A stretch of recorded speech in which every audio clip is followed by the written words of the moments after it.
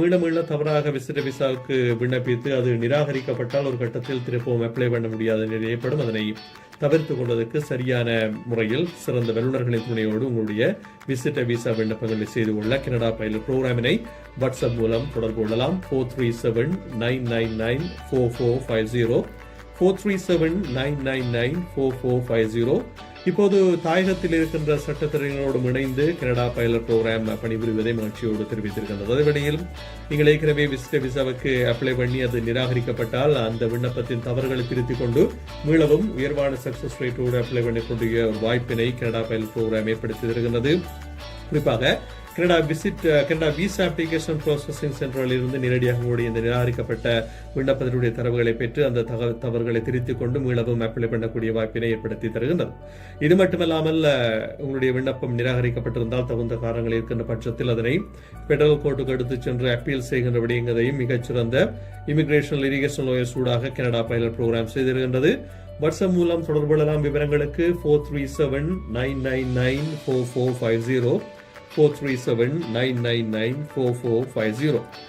உங்களுடைய உறவினர்களையோ குடும்ப அங்கத்தவர்களையோ நீங்கள் கனடாவுக்கு விசிட்டர் விசா ஊடாக வரவழைக்க எண்ணியிருந்தீர்கள், ஆனால் அது கைகூடவில்லை என்று சொன்னால் நீங்கள் அழைக்க வேண்டியவர்களாக கனடா பைலட் புரோகிராம் நிறுவனத்தினர் காணப்படுகின்றார்கள். மிக நீண்ட கால அனுபவத்தோடும் மிகச்சிறந்த வல்லுநர்களுடைய துணையோடும் உங்களுக்கான சகலவிதமான இமிகிரேஷன் தேவைகளையும் ஒரே கூரையின் கீழ் நிறைவேற்றி தருகின்றார்கள். 1370 டோன்மேன் சோட் எனும் முகவரியில் அமைந்திருக்கின்ற அலுவலகத்திலிருந்து நேரடியாக நாங்கள் விடயங்கள் எடுத்து வந்திருக்கின்றோம். கனடாவில் தொடர்ந்தும் விசிட்டர் விசா வழங்குகின்ற நடைமுறைகள் இருக்கின்றன. அவை எந்த விதமான ரத்துக்களுக்கும் உள்ளாகவில்லை. புதிய அரசாங்கத்தில் புதிய சட்ட மாற்றங்களுக்கு உட்படுத்தப்பட்டிருக்கின்றன. தொடர்ச்சியாக சரியான முறையில் விசிட்டர் விசா விண்ணப்பங்களை செய்கின்ற பொழுது உங்களுடைய உறவினர்களையோ குடும்பங்களையோ நண்பர்களையோ நீங்கள் கனடாவுக்கு விசிட்டர் விசா ஊடாக வரவழைத்துக் கொள்ளக்கூடிய வாய்ப்புகள் நிறைந்திருக்கின்றன. ஐரோப்பிய நாடுகளுக்கான இமிகிரேஷன் சேவைகளையும் கனடா பைலட் புரோகிராம் வழங்கி வருகின்றது. குறிப்பாக பிரான்சுக்கு உங்களுடைய உறவினர்களையோ குடும்பங்கத்தவர்களையோ விசிட்டர் விசா ஊடாக வரவழைப்பதற்கான ஒரு வாய்ப்பு இப்பொழுது கிடைக்கப்பெற்றிருக்கிறது. இது பற்றிய விவரங்களை நீங்கள் கனடா பைலட் புரோகிராமினை வாட்ஸ்அப் மூலம் தொடர்பு கொண்டு அறிந்து கொள்ளலாம். 437-999-4450.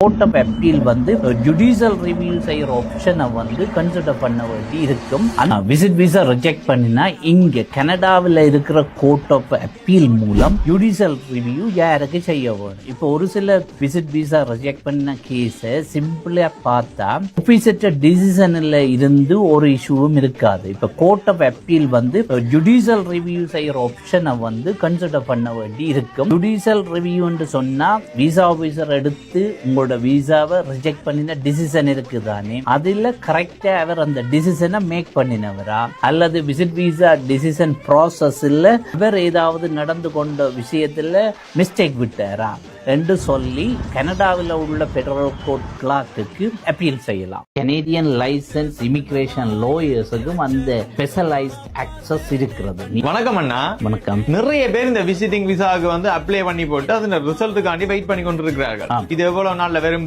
என்று தெரியாம இதை ஈஸியா பாக்குறதுக்கு ஏதாவது வழிகள் இருக்கா?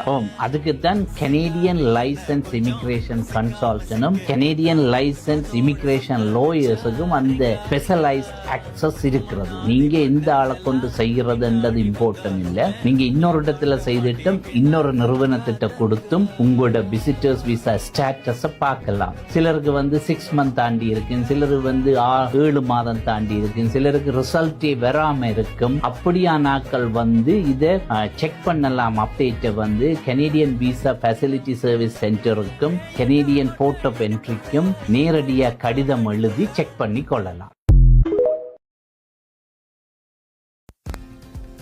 ஐரோப்பிய நாடுகளுக்கான இமிகிரேஷன் சேவைகளையும் கனடா பைலட் புரோகிராம் வழங்கி வருகின்றது. குறிப்பாக ஜெர்மனி, நெதர்லாண்ட்ஸ், அயர்லாந்து, ஸ்வீடன் போன்ற ஐரோப்பிய நாடுகளுக்கும் அத்தோடு ஆஸ்திரேலியா போன்ற நாடுகளுக்குமான ஒர்க் பெர்மிட் மற்றும் ஸ்டூடெண்ட் விசா ஒழுங்குகளையும் கனடா பைலட் புரோகிராம் இப்பொழுது செய்திருக்கின்றது.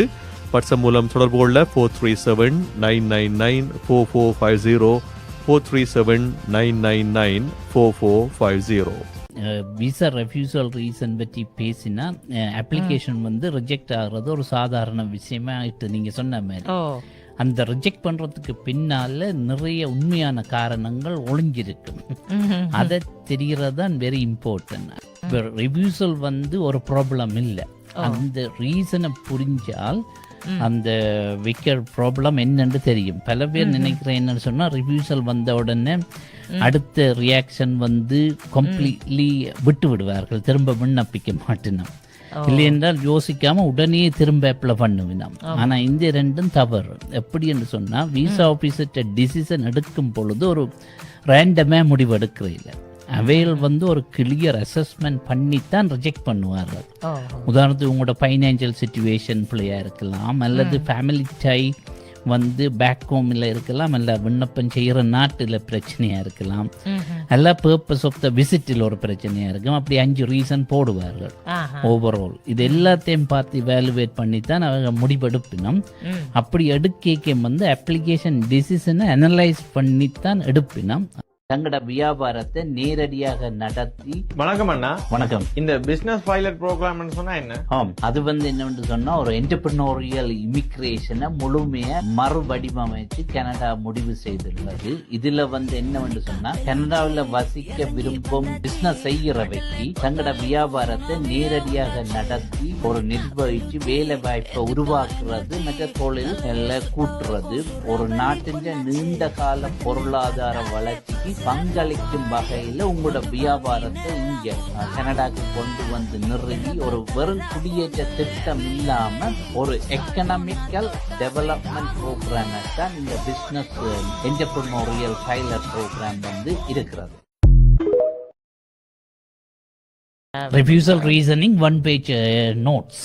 இமிகிரேஷன் ஆஃபீஸர் வந்து அவற்றமான நிலையில் டவுட் வர மாதிரி இருந்திருக்கும் இந்த அப்ளிகேஷன். உண்மையிலே விசிட் விசா முடிஞ்சதும் அவர் நாட்டுக்கு திரும்பி போவார்ண்டு அவ பார்ப்பினோம்.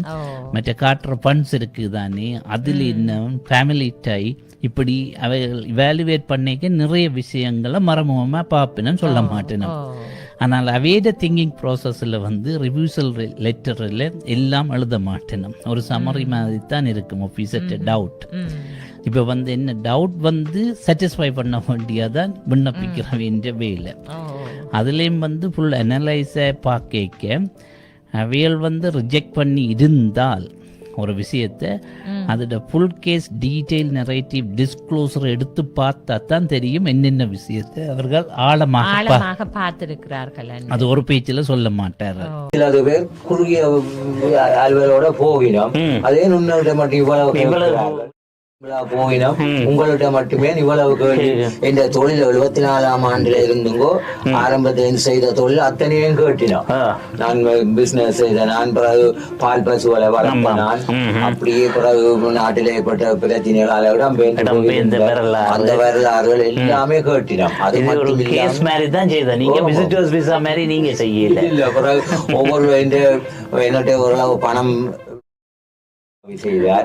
அப்படி அதுகளையும் கொடுத்து மற்றது இந்த தொழில்களுக்குரிய பால் பசு வளர்த்ததுக்குரிய அத்தாட்சி எனக்கு பதிவுல இருந்தவங்க அவைகளை இந்த மாதிரி அவைகள்கிட்ட அந்த டிபார்ட்மெண்டாலே எனக்கு சர்டிபிகேட் தந்திருந்த வளர்க்கிறார் உண்மையா அதுகளை அத்தாட்சிப்படுத்தினார். மற்றது இந்த 7 பிள்ளைகளுடைய பர்த் சர்டிபிகேட்டுகள் அவை இருக்கிற இடங்கள் அதுக்கு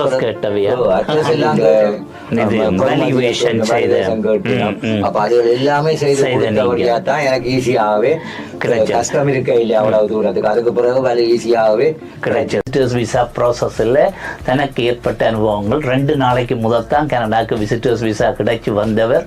கிட்டத்தட்ட இவருடைய அப்ளிகேஷன் போட்டு 13 நாளில் அப்ரூவ் ஆனது. 2 நாளில் பாஸ்போர்ட் அப்ரூவலையும் எடுத்தவர்கள். முதல் இங்கே கனடா சைட்டுக்கு ஒரு ஆள் இருக்கிற நல்ல அனுபவத்தோடு அவர் ஒரு சட்டத்தரணியை கண்டு சந்தித்து தான் கொடுத்த முழு தகவல்களையும் உறுதிப்படுத்தினா அதை பற்றி நீங்கள் உங்களோட அனுபவத்தை சொல்லுங்க. சட்டத்தரணியை சந்தித்த அனுபவம் பற்றி சொல்லுங்க. ஆமாம், சட்டத்தரணி நாங்கள் போய்க்கினாலும் பைப்பும் போனாங்க.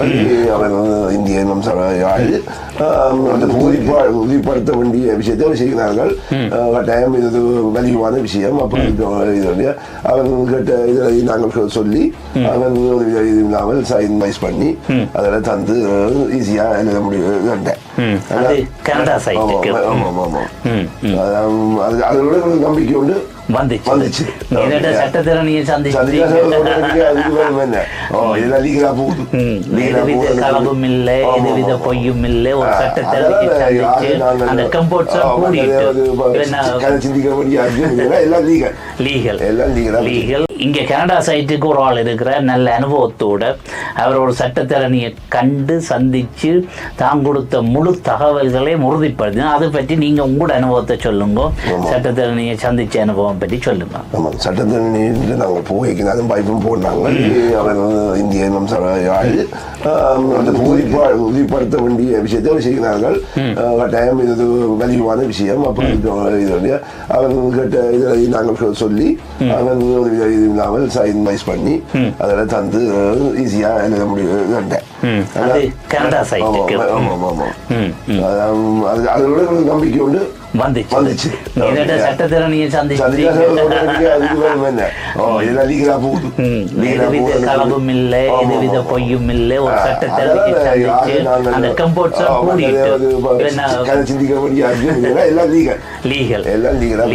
வணக்கம் எல்லாருக்கும். உங்களுக்கு இப்ப தெரியுமா இந்த விசிட் விசாவுடைய விஷயங்கள் எப்படி இருக்குன்னு? எல்லாரும் வந்து ஒருக்க அப்ளை பண்ணி போட்டு திரும்ப அப்ளை பண்ணுவினோம். ஏற்கனவே ஃபர்ஸ்ட் டைம் அப்ளை பண்ணினத்தின் visit visa case detail narrative disclosure டாக்குமெண்ட்ஸை ஒருத்தரும் ஓட பண்ணி எடுக்க மாட்டேனா. நீங்க ஓட பண்ணி எடுக்காம திரும்ப அப்ளை பண்ணிக்க அவைகள் இப்ப முதலாம் தடவை நீங்க அப்ளை பண்ணினத்தின் வந்து ரெண்டாம் தடவை அப்ளை பண்ணிக்க அதுல என்ன இன்ஃபர்மேஷன் கொடுத்தீங்களான்னு திரும்ப பார்ப்பேன். மூணாம் தடவை நீங்க அப்ளை பண்றீங்க, ரெண்டாம் தடவை விட்ட பிள்ளை என்னன்னு உங்களுக்கு தெரியாது. ஆனா கனேடியன் விசா ஃபெசிலிட்டி சர்வீஸுக்கு தெரியும் நீங்க முதலாவதுல என்ன பிள்ளை விட்ட, நீங்கள் ரெண்டாவதுல என்ன பிள்ளை விட்ட, நீங்க ரெண்டாவது தடவை அப்ளை பண்ணீங்க. அதே மாதிரி மூன்றாவது தடவையும் நீங்க அப்ளை பண்ண போறீங்க. முதல் தடவையும் விட்ட பிள்ளை தெரியாது, ரெண்டாவது தடவையும் விட்ட பிள்ளை தெரியாது. இனி வந்து நாங்கள் அடுத்ததை பார்ப்போம். நீங்கள் 3 தடவை அப்ளை பண்ணிட்டீங்க, திரும்பவும் 4ஆவது தடவை அப்ளை பண்ண போறீங்க. அப்படி என்று சொல்லிக்க முதல் தடவை விட்ட பிள்ளை உங்களுக்கு தெரியா என்னண்டு,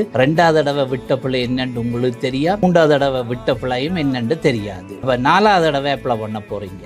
அப்படியே நீங்க அடுக்கி அப்ளை பண்ணி கொண்டு இருப்பீங்க. ஆனால் விசிட்டர்ஸ் விசாவில் உள்ள பிரச்சனையை நீங்க தேடி பார்க்க மாட்டீங்க. ஏன் உங்களோட ரிஜெக்ட் பண்ணினது, என்ன காரணத்துக்காக ரிஜெக்ட் பண்ணினது, அதை எப்படி மறுபரிசீலனை செய்து அப்ளை பண்ணலாம். இப்போ 5 தடவை தான் ஒரு ஆளுக்கு அப்ளை பண்ணலாம். அப்போ 5 தடவை அப்ளை பண்ணிக்க நீங்கள் 4 தடவை அப்ளை பண்ணின அப்ளிகேஷன், அதாவது visitors visa case detail narrative disclosure documents எடுக்கிறேன்டா இப்போ 4 தடவை அப்ளை பண்ணியிருப்பீங்களா. அப்போ 4 தடவையும் அப்ளை பண்ணின இன்ஃபர்மேஷனை எடுத்து தான் 5ஆவது தடவை அப்ளை பண்ண வேண்டி இருக்கும். அதுக்கு அவாய்ட் பண்ணுறது தான் இப்படி முதலாவது தடவை அப்ளை பண்ணினது, ரெண்டாவது தடவை அப்ளை பண்ணினது, மூன்றாவது தடவை அப்ளை பண்ணினது, 4ஆவது தடவை அப்ளை பண்ண எல்லாத்தையும் ஓட பண்ணி பார்க்க உங்களோட பிள்ளைகள் முழுக்க வரும் எங்கெங்கே என்னென்ன பிள்ளை நடந்ததுன்னு. அதுக்காகத்தான் இந்த டீட்டெயில், அதாவது விசிட்டர் விசாவின் கேஸ் டீட்டெயில் நரேட்டிவ் டிஸ்க்ளோசர் டாக்குமெண்ட்ஸை எந்தெந்த நாட்டில இருந்து அப்ளை பண்ணினீங்களோ அந்தந்த நாட்டு விசா ஃபெசிலிட்டி சர்வீஸ் இருந்து எடுக்கிறது.